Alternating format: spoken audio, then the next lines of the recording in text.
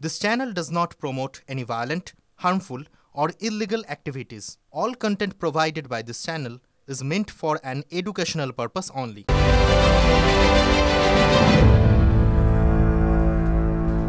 নমস্কার, টিভি9 বাংলায় আপনাদের স্বাগত জানাই। রাত ৮টা মানেই হাজির ঠোঁটকাটা হাজির মানে হাজির সেই সমস্ত বিষয় আপনারা জানেন যা আপনাদের ভাবনার বিষয়, আমাদের ভাবনার বিষয়, কিন্তু যা প্রশ্ন ওঠে সেই সমস্ত বিষয় দেখার পর জানার পর সেই প্রশ্ন আমি ঠোঁটকাটা সরাসরি করি সাহসের সঙ্গে আপনাদের হয়ে।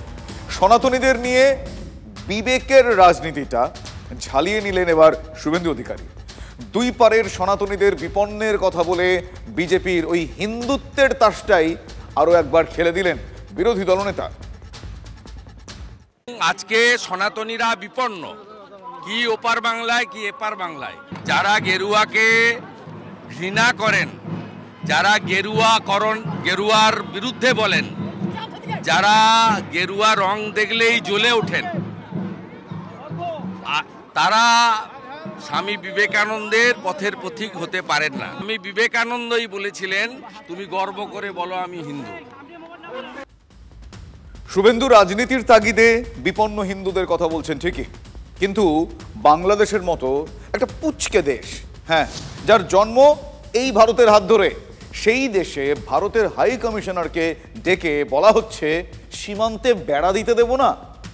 ভারতের জন্য, ভারতের কূটনীতির জন্য এটা কি খুব একটা ভালো বিজ্ঞাপন? ইউনূসের অন্তর্বর্তীকালীন সরকারের স্বরাষ্ট্র উপদেষ্টা জাহাঙ্গীর আলম চৌধুরীর কথা শুনুন এবার। আজ কি বলেছেন তিনি? কাজ বন্ধ হয়েছে, ওই যে 3 বিঘা করিডোরের ওখানে ওই জায়গাটা কাজ বন্ধ হয়েছে। তারপরে তোমার ওই পত্রিতলা দিতে আছে ওটারও কাজ বন্ধ হয়েছে। নগার যে আছে ওই জায়গারও কাজ বন্ধ, মানে যে কয় জায়গায় কাজ শুরু হচ্ছে সব কটা জায়গায় কাজ বন্ধ। এই কাজ কিন্তু আমরা করতে দিব না, এই কাজগুলি করতে দিব না। অধিকাংশ ক্ষেত্রে শরীরে নাকি অধিক গুরুত্ব কাটাতার ব্র্যান্ডের সুযোগ থাকা সত্ত্বেও কোনো কোনো করে না। আবার অনেক জায়গায় তারা ওই বলেন না হাই পাওয়ার এটা যদিও অবদানে বসাইছে, এটাও বসানো উচিত না। এটা ক্ষেত্রে কিন্তু বাধা দিলে অনেক জায়গায় আপনারা বন্ধ করে। আমাদের বর্ডারে প্রচুর শক্তি আছে এবং আমার জনগণ হইলে আমার বড় শক্তি। বিভিন্ন জায়গায় তো সমস্যা করার চেষ্টা করবে, বাট আমরা যেভাবে ফলে বলে কৌশলে যেভাবে এই সমস্যার সমাধান। জাহাঙ্গীরের বক্তব্য কি? সীমান্তে বেআইনি নির্মাণ চালাচ্ছিল বিএসএফ, তা বিজিবি ঠেকিয়েছে। দুই সীমান্তের 5টি জায়গায় বিএসএফ এর কাঁটাতারের বেড়া বসানোর কাজ বাংলাদেশ বন্ধ করে দিয়েছে। 3, ভারত বাংলাদেশের চুক্তি অনুযায়ী সীমান্ত রেখার 150 গজের মধ্যে কেউ কোনো নির্মাণ কাজ চালাতে পারবে না। অথচ এই দুই দেশের 4156 কিলোমিটার সীমান্তের মধ্যে 3271 কিলোমিটার সীমান্তেই ভারত কাঁটাতারের বেড়া দিয়েছে। শেখ হাসিনার সরকার অন্যায়ভাবে ভারতকে ওই সুযোগ করে দিয়েছে, লিখিতভাবে অনুমতি দিয়ে। জাহাঙ্গীর বলছেন 4, সীমান্তের 150 গজের মধ্যে কিছু করতে গেলে বাংলাদেশের সম্মতি নিতে হবে। ঔদ্ধত্য, এই একটা শব্দ, এই ঔদ্ধত্য একটা দেশকে কোন জায়গায় কোন পর্যায়ে নিয়ে যেতে পারে সেটা আমরা প্রত্যেকেই দেখতে পাচ্ছি। একেবারে বেআব্রু হয়ে গিয়েছে। আমরা বেড়া দিতে দিইনি, আমাদের সম্মতি ছাড়া কিছু করা যাবে না। ইউনূসের স্বরাষ্ট্র উপদেষ্টার অভিযোগগুলো শুনেই আশা করি আপনারা বুঝতে পারছেন, জলের মতন পরিষ্কার দেখতে পাওয়া যাচ্ছে নিজেদের কত বড় হুনু বলে মনে করতে শুরু করেছে এই বাংলাদেশ। মোহাম্মদ ইউনূস, কি ভাবছেন আপনি? এ প্রশ্ন আমি ঠোঁটকাটা টিভি9 বাংলার স্টুডিও থেকে আপনার কাছে রাখলাম, আপনাদের কাছে রাখলাম। মোহাম্মদ ইউনূস কি ভাবছেন?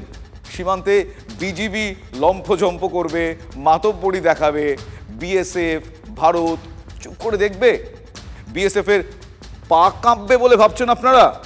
বাংলাদেশের বোঝা উচিত, খুব স্পষ্টভাবে বোঝা উচিত, ভারত কোনো ইঁদুর নয় যে ভয়ে গর্তে ঢুকে পড়বে। ভারত দুর্বল নয়, সহনশীলতা দেখানো মানে দুর্বলতা নয়, ভুল করবেন না প্লিজ। বাংলাদেশে এই নাবালক অর্বাচীনগুলো, ভারত এখন পৃথিবীর 3য় সামরিক শক্তিশালী দেশ। ভারত অত্যন্ত দায়িত্বশীল দেশ, দুর্বল দেশকে আক্রমণ করে না। এরা জানে না যে আমাদের সেনা বিএসএফ পাঠানোর দরকার হবে না। আমরা এখন ড্রোনে এত এত বেশি উন্নত এরা জানেই না যে ভারতবর্ষ ধৈর্যের বাঁধ ভাঙে, গোটা 5-7 ড্রোন পাঠিয়ে দিলেই ওদের কাজ শেষ হয়ে যাবে। ওসামা বিন লাদেনের থেকেও খারাপ অবস্থা হবে। এখানে ফোর্ট উইলিয়াম থেকে টিপবে আর ওখানে ধপাধপ চলে যাবে। ইউনুস তার উপদেষ্টা মণ্ডলীরাও আশা করি ভারতের সামরিক শক্তির খোঁজ খবর রাখেন। যদি না জানেন এত লম্পজম্প করার আগে প্লিজ জেনে নিন, তাহলে বুঝে যাবেন শুভেন্দুর এই বক্তব্য কোনো ফাঁকা আওয়াজ নয়। পাকিস্তান চীনের শক্তির ওপর নির্ভর করে খুঁচিয়ে ওই যুদ্ধের জিগির তুললে তার মাসুল কিন্তু বাংলাদেশকেই দিতে হবে। নয়াদিল্লির ধৈর্য, টেনাসিটি, নয়াদিল্লির সংযম, সৌজন্যকে ভারতের দুর্বলতা বলে মনে করলে ইউনুস মূর্খের স্বর্গে বাস করছেন। আর সেই সৌজন্যের জায়গা থেকেই বলা উচিত আজ তলব পেয়ে দেখা করেছেন ভারতের হাই কমিশনার প্রণয় কুমার বর্মা। সেই ছবি আপনারা দেখছেন। এখন বাংলাদেশ যদি মনে করে এটা ভারতের দুর্বলতা, ভারতকে চাপে ফেলা গিয়েছে, আত্মতৃপ্তির ঢেঁকুর তোলে তারা, সেটা বড়ই হাস্যকর হবে। দুদেশের কূটনৈতিক সম্পর্কে বা বন্ধুত্বে প্রভাব পড়ে এমন কোনো উস্কানি বা উদ্ধত্ত কি দেখলেন তার বক্তব্যে? কূটনীতির অকখর পাঠটাও ইউনুসের প্রশাসনকে এই ভারতের থেকে শিখতে হবে। সীমান্তে হাওয়া গরম করে, বাংকার বানিয়ে, ওই গর্ত খুঁড়ে নিজের সীমারেখায় বাংলাদেশ যুদ্ধ খেলতেই পারে, ভারতের তাতে কিচ্ছু যায় আসে না, কিচ্ছুটি যায় আসে না। কিন্তু সেই উস্কানি সীমান্ত পেরিয়ে ভারতীয় ভূখণ্ডে হলে বিএসএফ কিন্তু বেশি দিন চুপ করে থাকবে না। কাঁটাতারের বেড়া দিয়ে বাংলাদেশ যে চুক্তির কথা বলছে বা বলুক, ভবিষ্যতেও বলতে পারে হয়তো, ইউনুসের আসল উদ্দেশ্যটা কি জানেন? আজ কিন্তু সেটা অনেকটা পরিষ্কার হয়ে গিয়েছে। বমাল ধরা যাকে বলে সেই ধরতে পারা গিয়েছে। মালদার সুখদেবপুর এলাকায় যে ফেন্সিং বা সেখানে যে সীমান্ত এলাকা রয়েছে, কদিন ধরে সেখানে একটা উত্তেজনার বাতাবরণ তৈরি করার চেষ্টা করা হচ্ছে। বর্ডার গার্ড বাংলাদেশ বিজিবি তাদের সক্রিয় মদতে আজ সকালেই সেখানে জঙ্গি ঢুকেছিল। অন্তত 6 জন জঙ্গি তো হবেই, কিন্তু সতর্ক সীমান্তে তাড়া খেয়ে ওই জঙ্গিদের পরিমরি পালিয়ে যেতে হয়। এলাকাবাসীরা কাফি। আজকে জঙ্গি 6 জন আমাদের সকালবেলা পার হয়েছে, বাংলাদেশ থেকে ইন্ডিয়া এসছে। 6 জন আজকে তাজা খবর 4টার দিকে। কিন্তু আমরা তাড়া করেছিলাম বিএসএফ এর সঙ্গে একসঙ্গে, তো ধরতে পারেনি। তো এইভাবে জঙ্গিরা যাচ্ছে, ওই জন্য আমরা তার ভাড়া করতে চাই। আমি দাঁড়িয়ে আছি সুখদেবপুর উচ্চ বিদ্যালয়ে। এই বিদ্যালয়ের ছাদ থেকে, এমনকি খোলা জানলা থেকেও দেখা যায় ভারত বাংলাদেশ সীমান্ত। আর সেই সীমান্ত যেখানে কোনো কাঁটাতার নেই, প্রায় 1.5 কিলোমিটার এলাকা কোনো কাঁটাতার নেই। খুব স্বাভাবিকভাবেই এই স্কুলের ছাত্রছাত্রী থেকে শুরু করে শিক্ষক শিক্ষিকা সকলেই আতঙ্কিত। কারণ নিয়মিতই ওপার থেকে, যেহেতু ওপারে চাপাই নবাবগঞ্জ রয়েছে, সেখান থেকে অনুপ্রবেশকারীরা এখানে চলে আসে এবং টার্গেট করে এই স্কুলটাকে। এবং ইতিমধ্যেই গ্রামবাসীরা অভিযোগ করছেন 6 জন বাংলাদেশি তারা এই স্কুলেই ঢোকার চেষ্টা করেছিল। গ্রামবাসীরা তাড়া করে, বিএসএফ তাড়া করে, তাদেরকে কোনো ক্রমে ভাগিয়ে দেয়। মানে জঙ্গি কি ঢুকিয়ে দিচ্ছে? হ্যাঁ, ঢুকিয়ে দিচ্ছে। কে? বিজেপি আর ইউনিশ সরকারের ওদের তরফ থেকে পুরো পাওয়ার দেওয়া আছে বিজেপিকে। হ্যাঁ, আর ওরা কি করছে? জঙ্গি ঢুকিয়ে দিচ্ছে। তারপরে 2 নম্বরে টাকা, এই 2 নম্বরে টাকা, জাল টাকা পাস করাচ্ছে আর আমাদের ভারতে ছড়িয়ে দিচ্ছে। নিয়মিতভাবেই বাংলাদেশ থেকে দুষ্কৃতীরা এপারে আসে এই স্কুলে, অথবা এই স্কুলের আশেপাশে যে সমস্ত এলাকা রয়েছে সেখানে চুরি করে, লুট করে। এখান থেকে গরু লুট করে নিয়ে যায় এবং সীমান্তের পাশে যে সমস্ত আম গাছ রয়েছে সেই আম গাছ কেটে নিয়ে চলে যাচ্ছে। ফসল তো লুট করছেই, আমাদের গরু নিয়ে যায়, গাছও কাটে ও হামলাও চালায়, লুটপাট করে। বুঝতে পারছেন বিএসএফ কাঁটাতারের বেড়া দিতে গেলে বাংলাদেশের ঠিক কোন স্বার্থে ঘা লাগছে। কাঁটাতার হয়ে গেলে জঙ্গি ঢোকা বেরোনোর পথ বন্ধ হয়ে যাবে, ওপারের মানুষ সীমান্ত পেরিয়ে এসে চুরি করবে, সেই সুযোগটা বন্ধ হয়ে যাবে। হাসিনা দেশ ছেড়ে যাওয়ার পর এমনই দেখতে পাওয়া যাচ্ছে, মানে লোকে খেতে পাচ্ছে না সেই ছবি সেখানে বহু ক্ষেত্রে দেখতে পাওয়া যায়। এরপর চোরা পথে এসে এটা সেটা নিয়ে যাবে, সেটা বন্ধ হলে পেট চলবে কী করে? অতএব আপত্তি আর তারপর নেশারুরা তো রয়েছে, নেশার কারবারিরাও রয়েছে।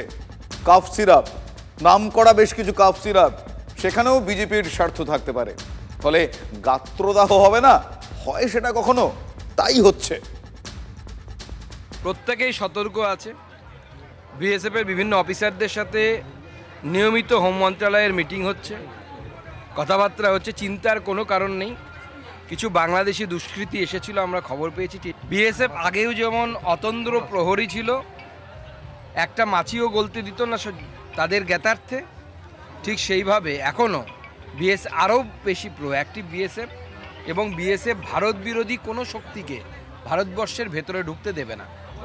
আমরা পশ্চিমবঙ্গ সরকারের সহযোগিতা চাই। পশ্চিমবঙ্গ সরকারের সহযোগিতা পেলে পরে এই কাজকে ভারত সরকার আরও অনেক ফলপ্রসূ করতে পারবে। পশ্চিমবঙ্গ সরকারের সহযোগিতা মানে জমি। বিজেপি বারবার অভিযোগ করে আসছে রাজ্যের সীমান্তে কাঁটাতারের বেড়া দেওয়ার জন্য বিএসএফকে জমি দিচ্ছে না রাজ্য। রাজনীতির এই চাপানুতর ছিল, আছে, হয়তো থাকবেও। বিএসএফ ভারত বিরোধী শক্তিকে যে আটকাচ্ছে, এটা তো দয়া করছে না, তার জন্যই বিএসএফ বলে ফোর্সটাকে রাখা আছে। তো বিএসএফ যদি সেখানে থাকে, তাহলে ভারত বিরোধী শক্তি সেখান দিয়ে ঢুকছেই বা কী করে? ফেলিওর কার? ফেলিওর বিএসএফের, ফেলিওরটা বিএসএফের। তো বিএসএফ তারা যদি মনে করে যে সীমান্ত থেকে 15 কিলোমিটারের বদলে আইন সংশোধন করে সীমান্ত থেকে 50 কিলোমিটার দখলদারি করবে, তার বেলা তাদের অসুবিধা হয় না। আর সীমান্তটা ফেল করছে, শুধু বাংলায় নয়, ত্রিপুরা, আসাম, সব জায়গা দিয়ে ওই প্রবলেমগুলো তৈরি হয়েছে। রাজনীতির এই যে চাপানুতর তা থাকবে, তারপরেও বাংলাদেশের এই বালুখিল্যকে কেন হালকাভাবে নেওয়া উচিত নয় জানেন? কৌশল দেখলে বুঝবেন। কাশ্মীরের কায়দায় ভারত বাংলাদেশ সীমান্তকে অশান্ত করার চেষ্টা চলছে, আর সেই একই কায়দায় বাংকার, সুড়ঙ্গ কাটা হচ্ছে, একই কায়দায় অনুপ্রবেশ হচ্ছে, মাদক পাচার রয়েছে সেখানে।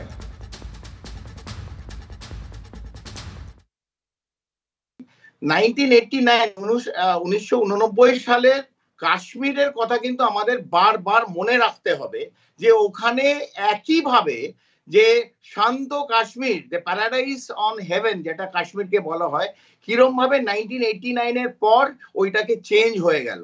প্রথমে ঠিক একইভাবে আজকে যা পশ্চিমবাংলা এবং বাংলাদেশের বর্ডার, অথবা পুরোই 4000 কিলোমিটারের সেভেন সিস্টার্স আর পশ্চিমবাংলায় যেসব ঘটনা আমরা দেখছি, একই ঘটনা সেই সময় জম্মু কাশ্মীরেও আমরা দেখেছিলাম। কিন্তু বিশেষ করে কেন্দ্রের সরকার যখন ছিল অথবা তারপরে, তারা সেইভাবে ইম্পেটাস আর ইম্পর্টেন্স দেয়নি। আজকেও একইভাবে এটা আমরা শুধু বিএসএফ আর বিজিবির বাংলাদেশ গার্ডসের ওপর ছেড়ে দিলে চলবে না, এটা দুটো রাষ্ট্রের ব্যাপার। আমার মনে হয় স্বরাষ্ট্র মন্ত্রক এটাকে আরো দৃঢ়ভাবে দেখা উচিত। আশা করি স্বরাষ্ট্র মন্ত্রকও বুঝতে পারছে। বাংলাদেশ যেন ভুলে না যায় এদেশে অজিত দোভাল বলে একজন আছেন। পাকিস্তান চীনের বুদ্ধিতেই কি ইউনুস চলছেন? চলতে পারেন। ইউনুস যে পাকিস্তানের পা চাটা, সেটা বলার জন্য ভারতের দরকার হয় না, ভারতের মিডিয়ারও দরকার হয় না। শেখ হাসিনাই তা দাবি করছেন। ইউনুসের পাকিস্তান প্রীতি দেখেও বোঝা যাচ্ছে কোট আনকোট অখণ্ড ভারতের আমন্ত্রণ পেয়ে ফিরিয়ে দিয়েছেন, কিন্তু পাকিস্তানের আমন্ত্রণ তিনি গ্রহণ করেছেন। বাংলাদেশ কার সঙ্গে সুসম্পর্ক রাখবে, কাকে শত্রু মনে করবে, সেটা ইউনুসের উপদেষ্টা মণ্ডলী ঠিক করবে। এই কথা আমরা বলতে বাধ্য নই, আমরা বলছি না। ভারতের কিছু বলার থাকতে পারে না এতে। শুধু ইউনুসকে, মোহাম্মদ ইউনুসকে একটা কথা মনে করাতে চাই, নীতি কথা ভাবলে ভাবুন, মনে করাতে চাই, পিপিলিকার ডানা গজায় ... বাকিটা বললাম না, বাকিটা ইউনুস আশা করি ভুলে যাননি, মনে আছে। জীবনের শিক্ষায় পাঠ বড় একটা কঠিন পাঠ। সবসময় সব রকমভাবে সেই শিক্ষার পাঠ বোঝা সম্ভব হয় না, অনেকে বুঝতেও পারেন না। পরমহংস একটা যোগ, সেই পরমহংস দর্শনটা আজীবন বহন করে চলেছিলেন স্বামী বিবেকানন্দ। তিনি বলেছিলেন, ওঠো জাগো, লক্ষ্যে না পৌঁছানো পর্যন্ত থেমো না। কিন্তু সেই বিবেক স্মরণেও, মানে বিবেকানন্দের স্মরণে, তার জন্মদিনে রাজনীতি ওই একই ফান্ডায়, একই ধর্ম পালন করলো। পায়ে পা লাগিয়ে ঝগড়া এবং অসৌজন্য। বাংলার এ বাংলার রাজনীতিতে যা বারবার দেখতে পাওয়া যায়। একথা কেন বলছি তার কারণ আপনারা জানেন আজ যুগাবতার স্বামী বিবেকানন্দের জন্মবার্ষিকী। সকাল সকাল কলকাতার সিমলাপাড়ায় ভিড় বাড়ে, খুব স্বাভাবিক। সেই ভিড়ে রাজনৈতিক নেতৃত্ব, নেতা ব্যক্তিরাও সামিল হন, স্বামীজিকে স্মরণ করেন, তারা শ্রদ্ধা জানান।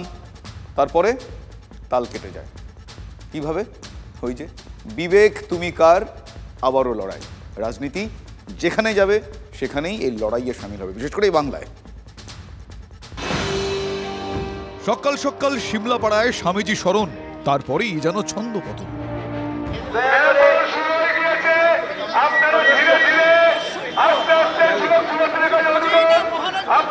যারা শোভাযাত্রাটি আমাদের স্বামীজির বাড়ি শোভাযাত্রা দিতে বেরোনোর সুযোগ করেছি, যারা দয়া করে অন্য কোনো মাইক। তাল কাটলো গোড়াতেই।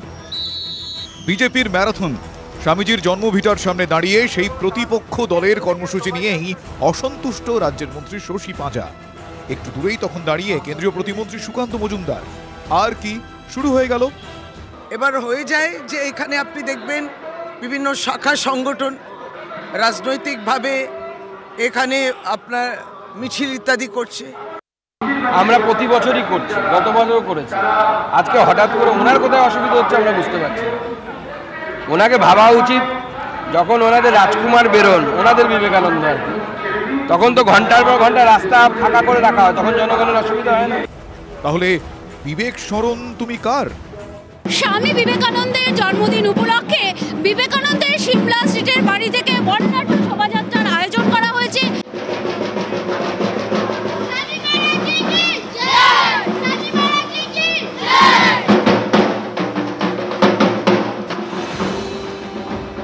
এদিকে শোভাযাত্রা, একটু দূরেই তখন বিজেপির ম্যারাথন।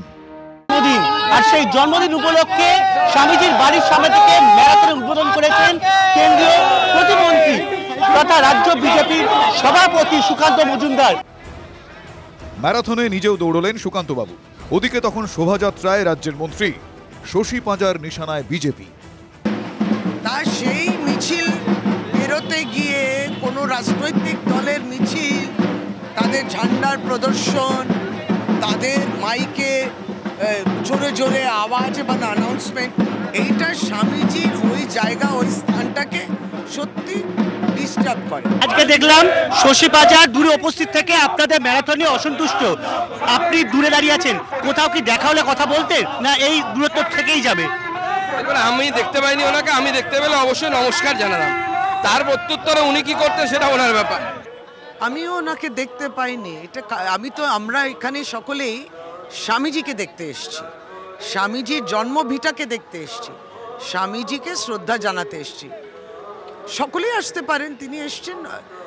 কিন্তু আমি রাজনৈতিক শিষ্টাচারে বিশ্বাস করি, রাজনৈতিক চিন্তা ভাবনা আদান প্রদানে বিশ্বাস করি। মেলালেন তিনি, মেলালেন। আজই স্বামীজি স্মরণে মাথা নত করলো রাজনীতি। তাতে রাজনীতির বিবেক জাগ্রত হলো কি? দেখুন, আমি ছোটখাটো সে প্রশ্ন করব।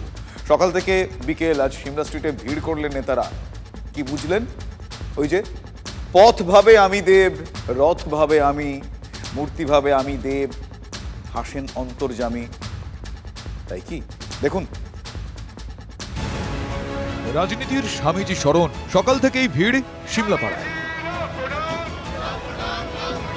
প্রায় 30 বছরের কাছাকাছি হয়ে গেল কলেজ লাইফ থেকে অদ্যাবধি এখানে আজকের দিনে আসা। 8টার আগে আসি, আজকে 8টা 10-15 মধ্যে এসেছি।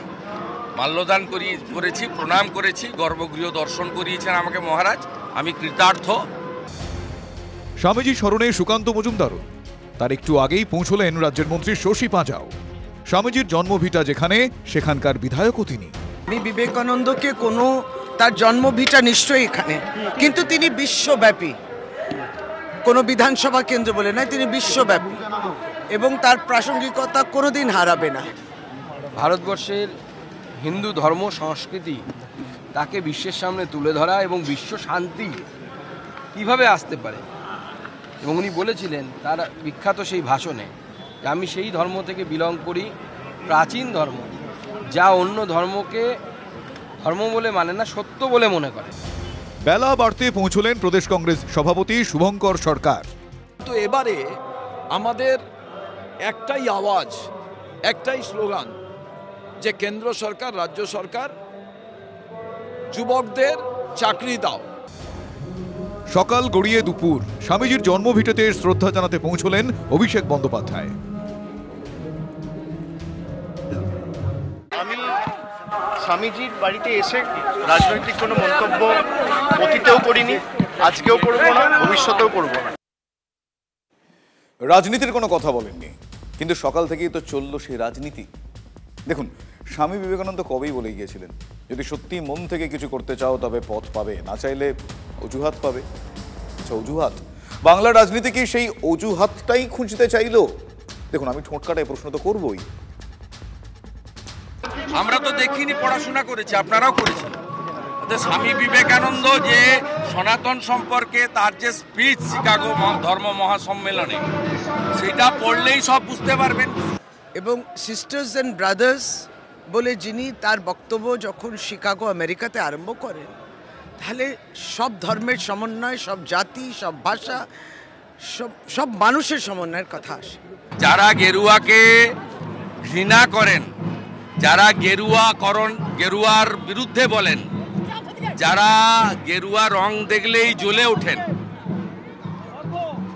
তারা স্বামী বিবেকানন্দের পথের পথিক হতে পারেন না। আপনি আজকে স্বামীজিকে শ্রদ্ধা জানাবেন, আর কালকে আপনি ধর্মের মধ্যে ভাগ করবেন, এটা হতে পারে না। কিন্তু এই কথাগুলো আজকে দিনে সত্যি বলতে চাই না। যারা নিজেদের সাথে স্বামীজির সাথে নিজেদের ছবি লাগিয়ে পোস্টার লাগায়, স্বামীজি বড় না তারা বড় সেটাই বোঝা যায় না।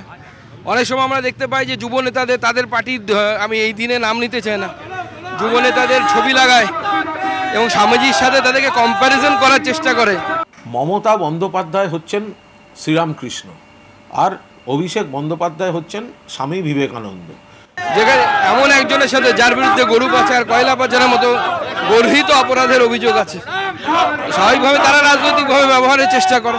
তিনি বলেছিলেন, বহুরূপে সম্মুখে তোমারে ছাড়ি, কোথা খুঁজিছ ঈশ্বর, জীবে প্রেম করে যেই জন, সেই জন সেবিছে ঈশ্বর। একটাই কথা, তিমিরও রাত্রে পোহায়ে মহাসম্পদ, তোমারে লবিব সব সম্পদ খোয়াই, মৃত্যুরে লব অমৃত করিয়া তোমারও চরণ ছোঁয়। তার মন্ত্রে ব্রত হয়েই যাতে আমরা আগামী দিন কাজ করি, সমাজ গঠনের কাজে নিজেদেরকে আত্মনিয়োগ করি।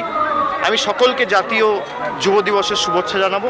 সকলে ভালো থাকবেন এবং নতুন বছরের সকলের শুভেচ্ছা। কেন্দ্র রাজ্য কাদা ছোড়াছড়ি করুক, আমরা আমাদের প্রশ্ন জারি রাখবো। আমি ঠোঁট কাটা প্রশ্ন তো তুলবই। একটা ব্রেকের পর ফিরে আসবো স্পেশাল কিছু প্রশ্ন নিয়ে, ঠোঁট কাটা স্পেশালে। সঙ্গে থাকুন।